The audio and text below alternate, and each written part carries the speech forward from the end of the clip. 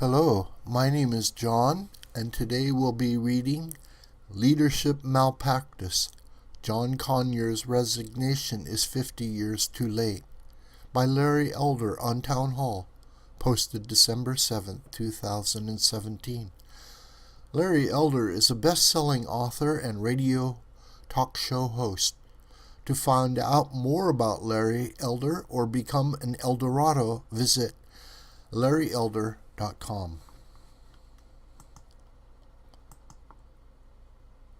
Representative John Conyers, Democrat, Michigan, hospitalized for an undefined stress-related illness, announced his retirement after serving more than 50 years in the House. Two other Conyers, a son and a great-nephew, immediately announced plans to vie for the elder Conyers seat. The great-nephew said his doctor advised him that the rigor of another campaign would be too much for him just in terms of his health. Despite his sudden retirement, Conyers vehemently denies all accusations that he ever committed sexual harassment. "My legacy can't be compromised or diminished in any way by what we are going through now," Conyers said in a radio interview from the hospital. "This too shall pass. My legacy will continue through my children." One former aide describes how the congressman who was driving while she was in the passenger seat attempted to fondle her. "He was trying to feel me up with his right hand. I kept pushing his hand away. Then he put his hand on my neck and started trying to tickle me. We were on I-75 and he was driving erratically. I was saved by the bell because we got pulled over by the police for the way he was driving." Another former staffer claimed that Conyers would sit close to her while stroking and rubbing her thighs, and that once while she was at Conyers' home, he came out of the bathroom completely naked. After initially defending Conyers as an icon, House Minority Leader Nancy Pelosi, Democrat, California, called for Conyers to resign. Her call for his resignation, however, came 50 years too late. For what has Conyers, a co-founder of the Congressional Black Caucus, achieved in his over half-century of service? Every 2 years since 1989, Conyers has introduced a bill for reparations for slavery. It has never gotten out of committee. This blacks are owed something because of slavery mindset is dangerous and counterproductive. It is this mindset that is the basis for affirmative action or race-based preferences. While affirmative action to achieve diversity is now a staple on college campuses, some warned about its unintended negative consequences. Archie Epps was one. He served as one of Harvard's first black deans. He criticized Harvard for admitting unqualified black students and warned the school as early as the late 60s about the perils of admitting scholastically unqualified students to achieve diversity. Epps predicted that lowered standards for incoming black students would lead to higher dropout rate. Precisely what has happened. Similarly, Judge Macklin Fleming, a former Yale graduate, wrote a letter in 1969 warning the dean of Yale Law School about its new quota policy, which guaranteed that 10% of each entering class would be composed of black students.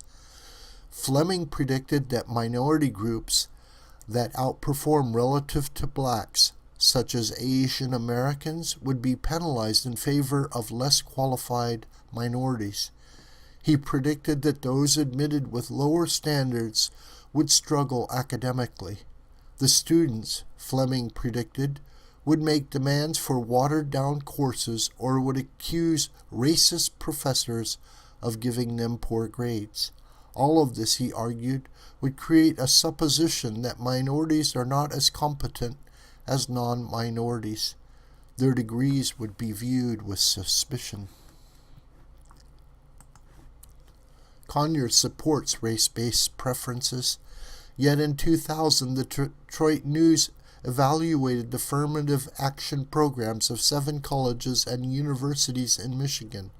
They reported, among black students who were freshmen in 1994, just 40% got their diplomas after 6 years, compared to 61% of white students and 74% of Asians. Universities knowingly admit students who have a high chance of failing. The 10 years' worth of data analyzed by the news shows that the more selective a university is in choosing its students, the more likely its students are to graduate. One history professor even said, "We're throwing them out after taking their money, and they're getting nothing out of it. We're mugging the majority of them, taking their money, taking their dignity. I feel like I am participating in a vast criminal conspiracy." Conyers opposes school vouchers, which would allow the money for education to follow the student rather than the other way around. In Detroit, the average urban high school student reads several grades below grade level. Urban parents want vouchers so they can send their child to a private or parochial school, and not to the underperforming public school chosen by government. Conyers opposes the privatization of Social Security. The libertarian think tank Cato Institute calculates that because blacks die at a younger age, there is a net transfer of about 10,000 from black workers to non-black workers. Conyers does not understand the connection between the welfare state and the demise of the nuclear black family. In 1965, 25% of black babies were born to unmarried mothers. 50 years later, and over $22 trillion spent on the war on poverty, and now 72% of black kids are born out of wedlock.